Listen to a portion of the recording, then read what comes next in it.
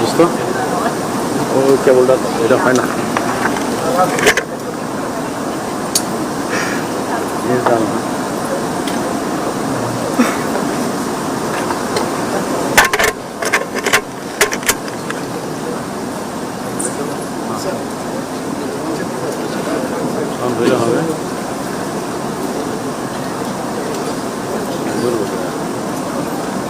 ওদিকে তো বাবা ক্লোজ করো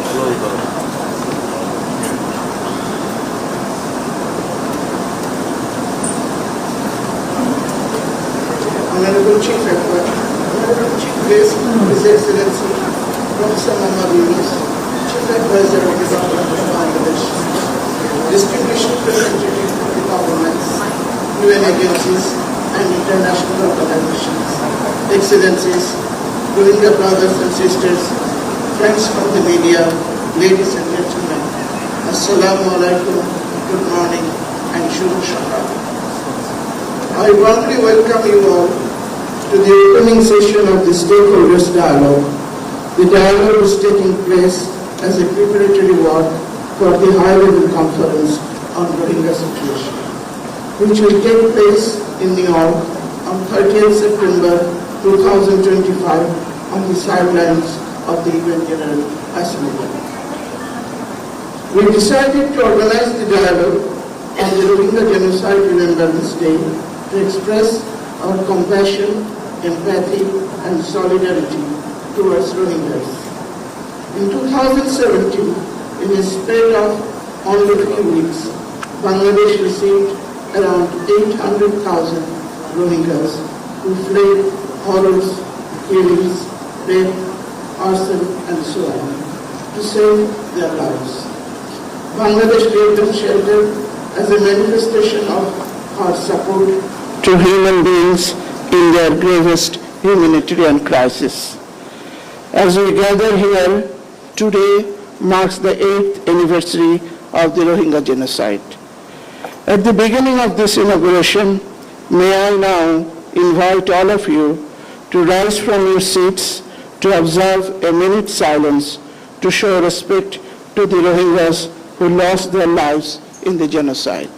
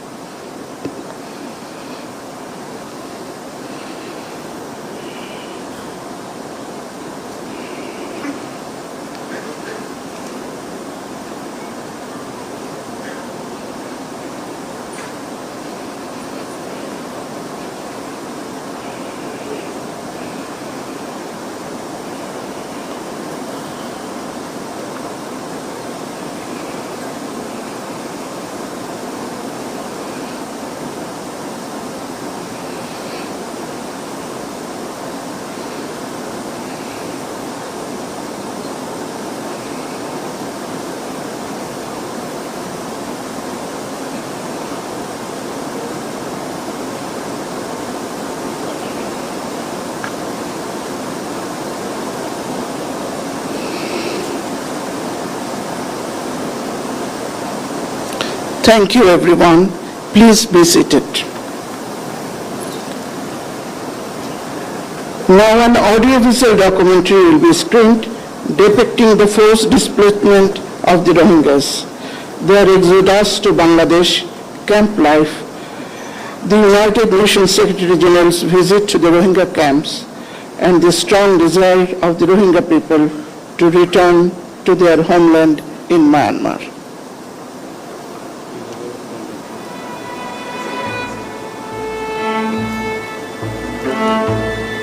For decades, the Rohingya people of Myanmar have faced systematic discrimination, persecution, and violence. Stripped of citizenship, denied education and freedom, they lived under constant fear. In 2017, that fear turned into horror.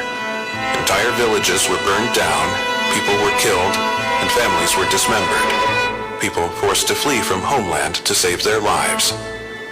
In August 2017, around 800,000 Rohingya crossed the border into Bangladesh.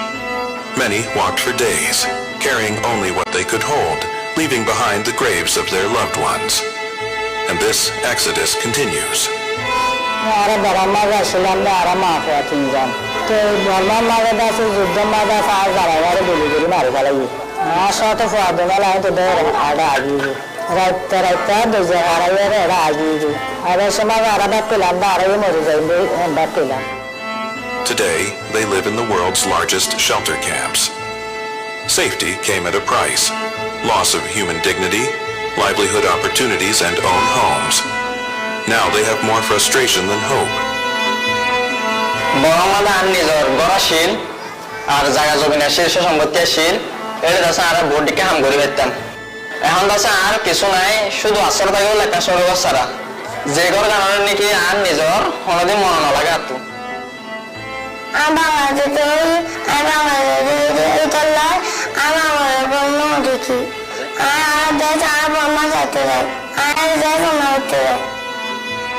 The generosity of Bangladesh gave the Rohingyas a shelter and survival.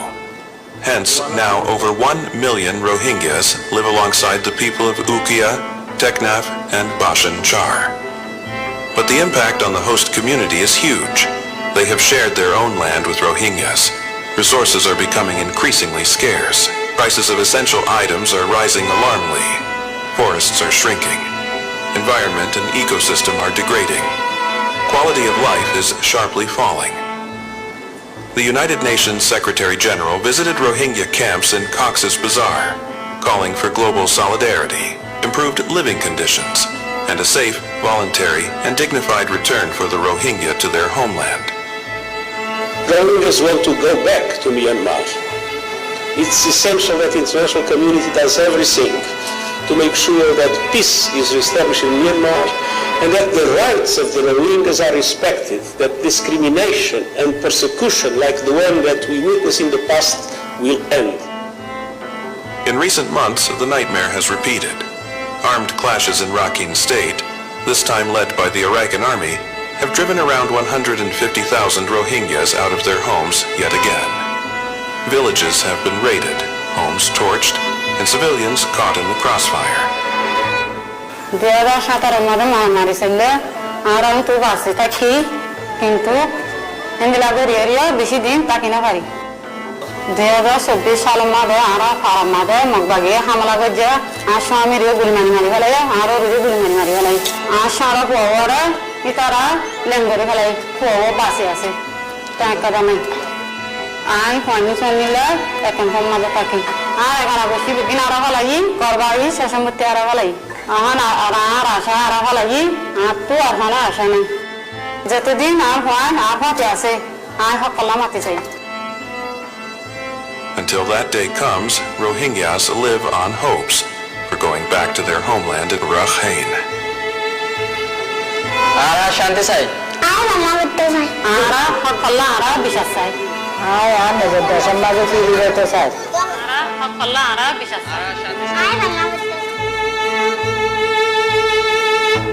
Excellency Dr. Khalilur Rahman, National Security Advisor and High Representative for Rahim, Honorable Chief Guest, His Excellency Professor Mohammed Yunus, Chief Advisor of the Government of Bangladesh, Honorable Advisor of the Ministry of Disaster Management and Relief, distinguished representatives of governments, UN agencies and regional and international organizations, distinguished representatives of Bangladeshi and international NGOs, civil society organizations and the academia, our Rohingya brothers and sisters, friends from the local and international media, excellencies, ladies and gentlemen, Assalamu alaikum. It is both a pleasure and a profound honor to welcome you to this stakeholders dialogue. This dialogue is being held prior to the UN high-level conference in New York on September 30th this year on Rohingya and other ethnic minorities in Myanmar. The purpose of this stakeholders dialogue is to help amplify the voice of the Rohingyas, which has remained largely unheard of for decades. We, the participants of this dialogue, will carry forward this voice to the rest of the world, particularly to the high-level conference next month, so that it is reflected in the outcome of the conference and our collective actions to resolve this protracted issue. Esteemed participants, today, which is 25th August, has been identified for this auspicious event in order to commemorate the Rohingya genocide which was committed by the Myanmar forces and their Rakhine collaborators 8 years ago. This event demonstrates the unwavering compassion, empathy, and solidarity of us all with the Rohingya genocide survivors who were driven out from Rakhine to Bangladesh and all other Rohingyas around the world. Your presence here is a testament to your commitment to the most persecuted minority on the earth.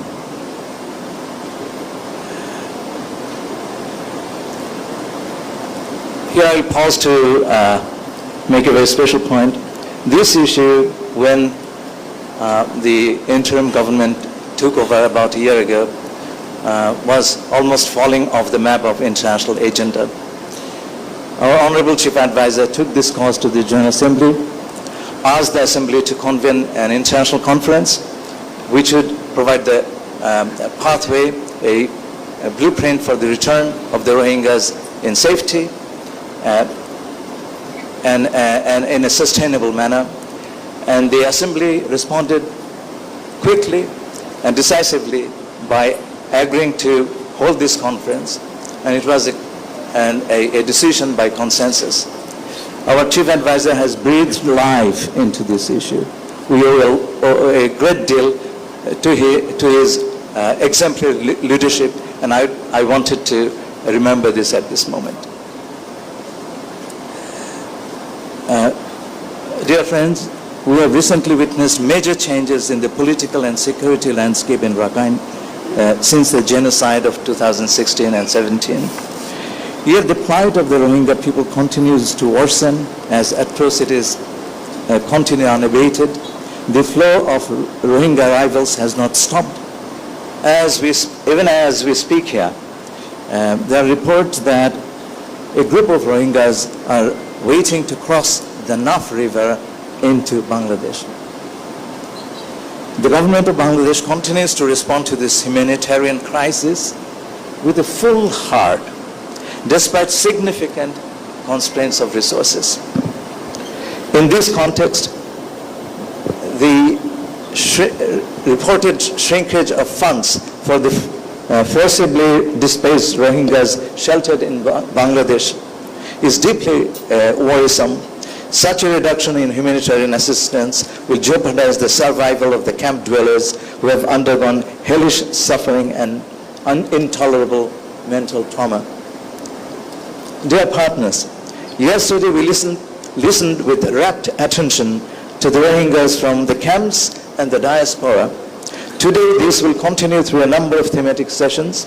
It is my sincere belief that their testimonies will guide all the local, regional, and global stakeholders to delve more deeply into the challenges ahead and undertake concrete actions, especially to ensure a continued flow of necessary humanitarian assistance, to uphold the rights of Rohingyas to get justice from the atrocities committed against them, and most importantly, to guarantee their right to a safe, dignified, and sustainable return to their homeland. We must also acknowledge the immense sacrifices of the host community in Cox's Bazar and Bangladesh as a whole. We must remember that sheltering 1 million Rohingyas has put enormous burden on the host community as well as all of Bangladesh. While acknowledging the generosity of our people, we must address the challenges of the host communities as well. To our Rohingya brothers and sisters, we have heard you with so much attention yesterday. Your stories, the hopes and aspirations that you expressed yesterday will stay with us as we go forward together in search of a durable resolution of this conflict. This dialogue has provided an exceptional opportunity, I would say a very unique opportunity, something that didn't happen before, to raise your voice, to let your concerns, hopes and aspirations be heard all around the world. We are committed to ensuring that your voices resonate across the globe. This is a commitment that we have, all of us, not only for Bangladesh, but everybody in this room. We commit to do this for you. It is our collective responsibility to rise up to meet your just demands and stand firmly beside you. Dear friends and colleagues, yesterday, as I've said, we have heard the yearnings of Rohingyas from here and from abroad. We share the urgent call for concrete international actions to facilitate their safe, dignified and durable return to their homeland in Myanmar. Let us now work in unison to materialize this just and fundamental right to return and live a life of dignity thereafter. And I must point out here that this will require a great deal of effort by the international community. We have to continue what we are doing and foster a much broader level of dialogue. Before I conclude, I'd like to express a very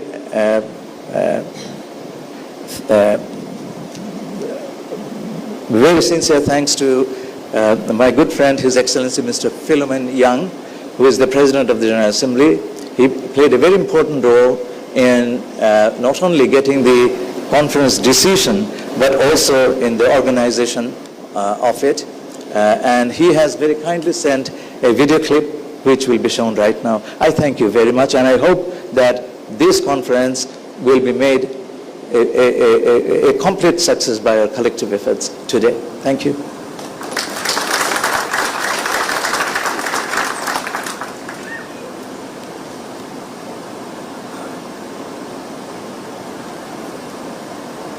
Ladies and gentlemen, I thank the government of Bangladesh for organizing this important and timely stakeholder dialogue in Cox's Bazar.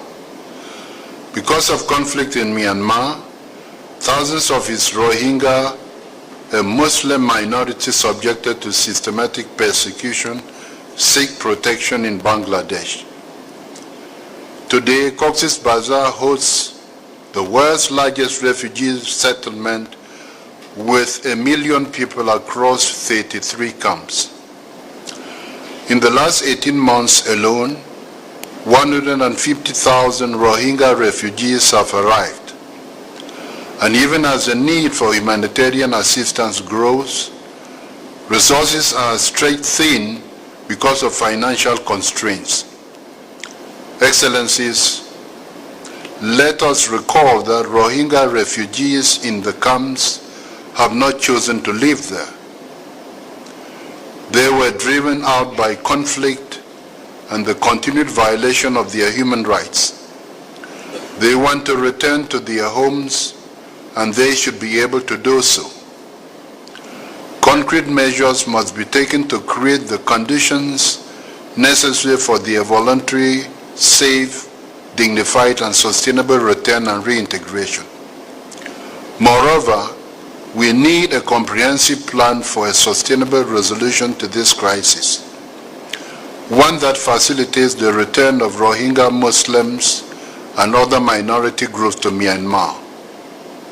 Excellencies, this stakeholder dialogue provides a valuable opportunity to address the humanitarian challenges faced by those in the camps and to identify the actions required to foster conditions for voluntary, safe, sustainable and dignified return. It is vital that these discussions include the voices of civil society, women and youth. This dialogue will inform the high-level conference in New York on September 30 this year. We need sustainable peace in Myanmar and in the region. I thank you.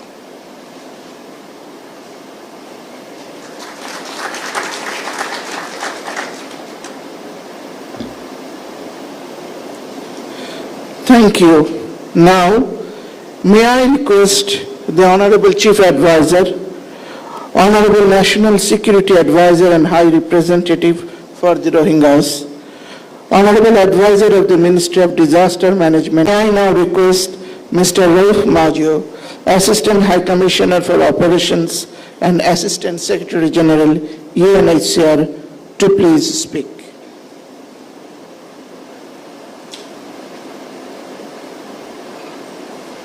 Lies squarely on Myanmar. A political solution to the crisis in Myanmar must be found, and the UN, led by the Secretary General and his Special Envoy, continues to work in support of these efforts. In order to start recreating conditions for the return of refugees, dialogue with all parties is a critical step. Rights must be respected, and as the Secretary General said on Saturday, civilians must be protected. However, much more needs to be done by a multiplicity of actors, including regional bodies and regional and neighboring states, for peace to return to Myanmar, and more specifically, the Rakhine State. There are an estimated 3.5 million internally displaced persons in Myanmar, and in the past 18 months alone, 150 more Rohingya have fled targeted violence to Bangladesh.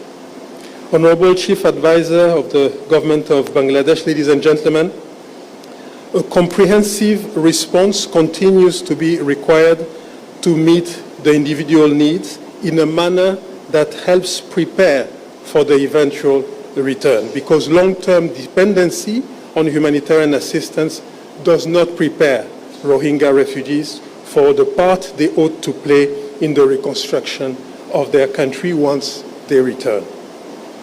It is therefore very positive to see the important role played by development actors and the private sector in the response. We need more innovative approaches that accommodate the need for refugees to retain their ability to play an active role in the reconstruction of their country, while not creating conditions that would make the eventual return elusive. Our presence in Cox's Bazar today is a clear indication of our determination to be by the side of the refugees represented in this meeting, as well as the government and people of Bangladesh, and be part of the solution. A situation involving over 1 million displaced persons cannot be left to morph into a regional crisis affecting all countries in the region. And I thank you.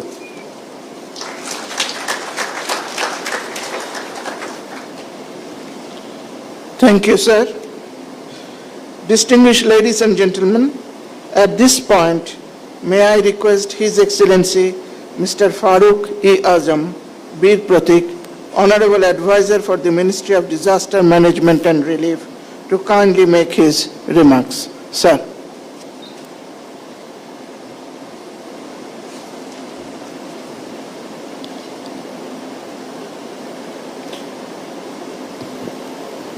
Honorable Chief Advisor, Professor Mohammad Yunus, Honorable High Representative of the Rohingya Issues and National Security Advisor, representatives of government, UN agencies, NGOs, and press, my Rohingya brothers and sisters. Assalamu alaikum. It is indeed my honor to speak before you. Today's dialogue in more than a conference. It is call to action for one of the world's most persecuted communities, the Rohingyas. Bangladesh now shelters around 1.3 million Rohingyas in 33 camps in Cox's Bazar and one in Bhasanchar. These are not just numbers. They are people and they have families. They are human beings just like us. It is a fact that despite limited resources, Bangladesh sheltered them with a deep sense of compassion and humanitarian responsibilities. The government of Bangladesh has been closely working in tandem with donors and partners, UN agencies, international non-government organizations, and other relevant stakeholders to extend humanitarian support to the Rohingyas. Currently, the UN agencies, 11 UN agencies, 168 NGOs, bilateral and humanitarian partners, and our law enforcement agencies have been working together to provide food, shelter, health, education, water, sanitation, protection and security to the Rohingyas in the camps. Thanks to strong partnership with the international community, which has been highly useful and will remain crucial in rendering humanitarian assistance to the Rohingyas. Now we are facing a serious challenge because of declining in donor funding. Any cut in essential support will have grave consequences. Hence, I urge upon the international community to continue to support to the Rohingyas until a durable solution is found. Hosting such a huge population has impact on our environment, economy, and resources. Rohingya crisis is causing the increase of human and drug trafficking across the borders. Such transborder crimes will cost regional security and instability. We also seek continued support to assistance of the donors and stakeholders for the Rohingyas in camps. This will help continue life-saving programs for them. We urge upon the donors and partners to continue to share the burden of the Rohingya crisis until they return home. Only early say voluntary, dignified and sustainable repatriation of the Rohingyas to their homeland in Myanmar is the permanent solution to the crisis. We seek active role of the regional and global actors and urge them to take concrete action for resolving the crisis.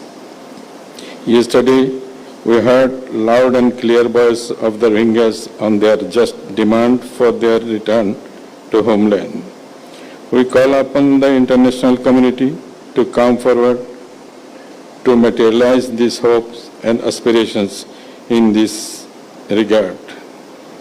The Rohingya crisis has already turned into a humanitarian tragedy, and its solution needs active role of the regional and global actors. In that pursuit, let us work together to translate this succession of the dialogue into the decisive action for a future where every Rohingya can return home with rights restored, dignity upheld, and justice. Thank you very much.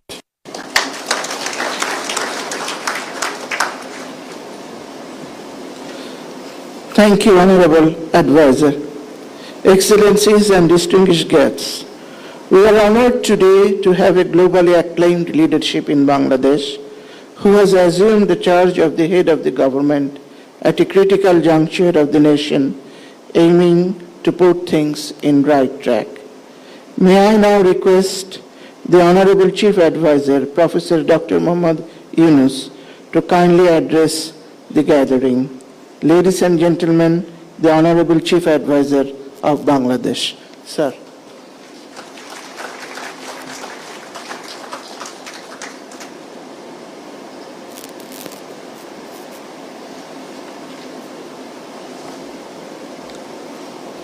Good morning.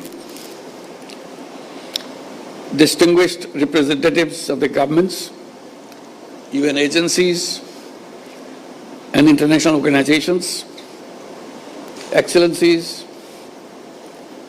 friends from the media, my dear Rohingya brothers and sisters, and ladies and gentlemen, Assalamu alaikum. I am happy to speak at this very important stakeholders dialogue in Cox's Bazar today. I would like to thank all of you for your presence and participation, active participation in this very important dialogue. I come here at a very important moment in our political history. 1 year back, we have gone through a killing spree and followed by student uprising, student-led uprising to free the country from the fascist regime.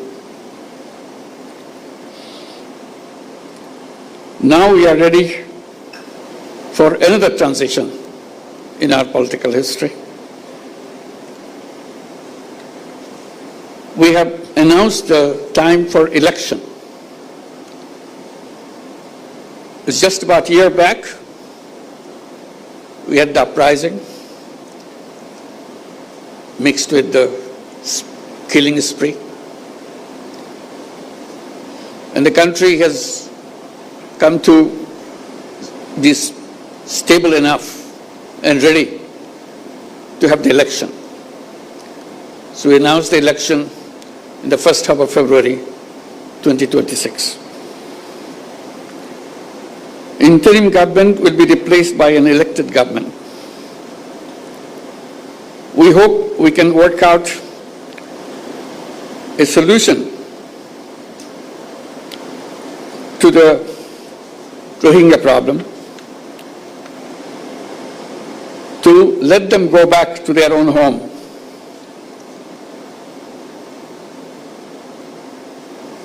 As a part of this transition process that we are going through, it will be complete when we see we have also achieved this goal, to have all our Rohingya guests to return to their own home in their own environment.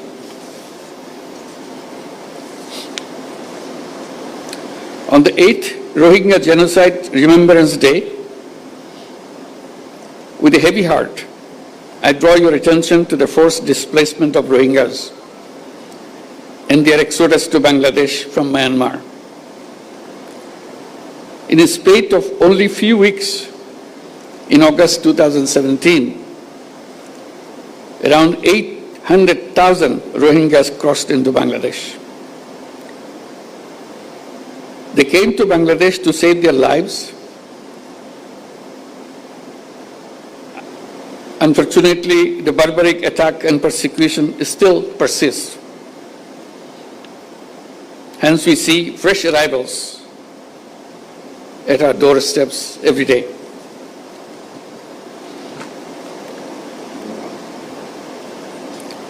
On this fateful day, it is our moral responsibility to take the right side of history and stop the armed actors from carrying out their horrible design of ethnic cleansing of the entire Rohingya population.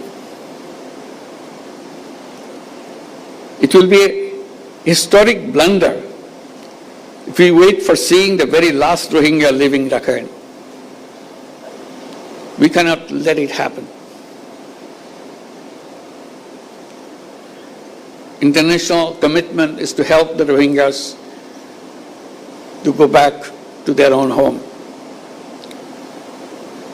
When Secretary General came in March here to be with the Rohingyas during the month of fasting. And he himself gone through the fasting for the whole day and meet for iftar, breaking of the fast, with nearly 100,000 or 150,000 Rohingyas around him,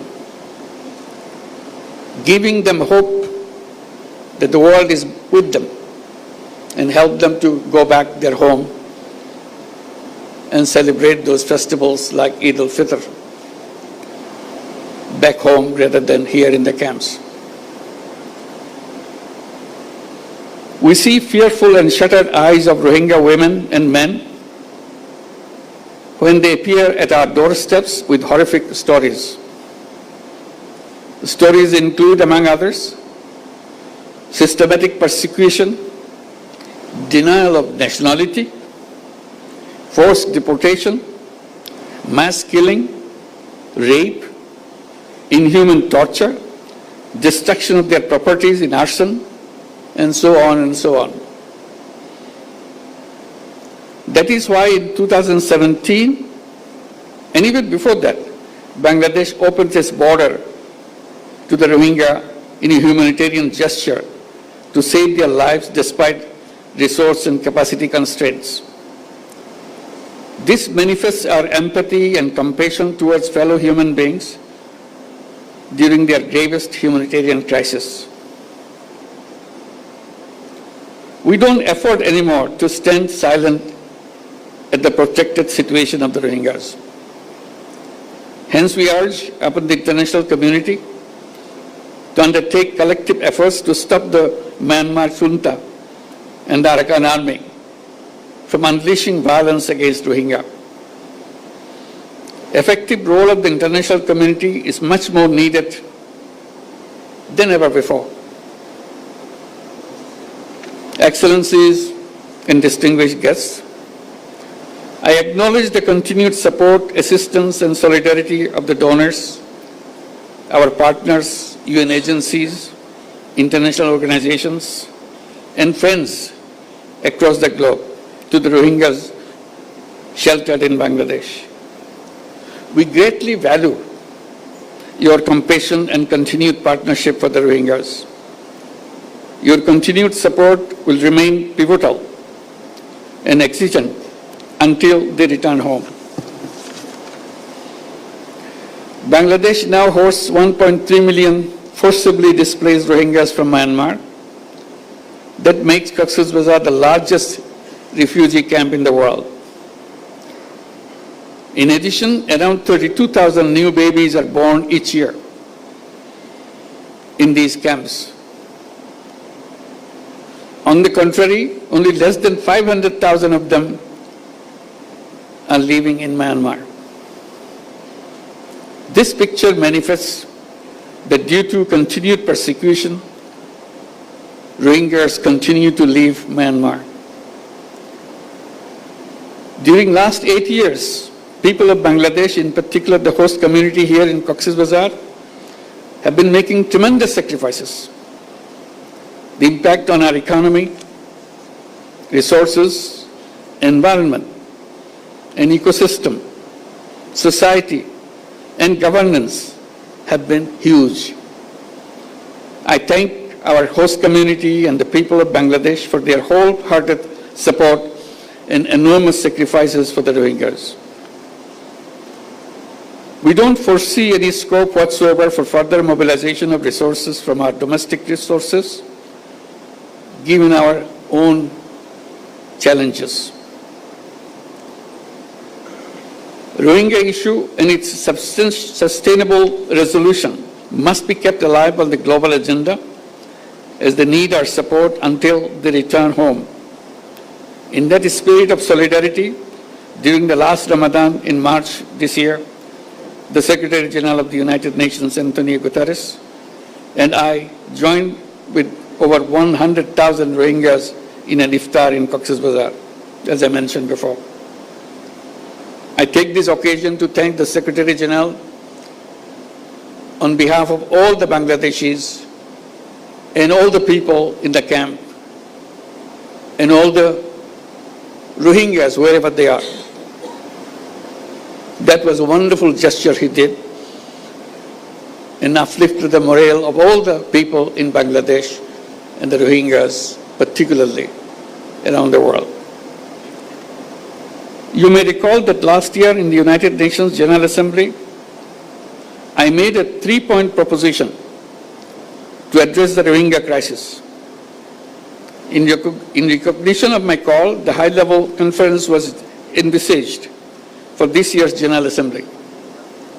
I hope that this dialogue here in Cox's Bazar will contribute substantively to the conference in New York in shaping the roadmap for an expedited and permanent solution of the Rohingya crisis.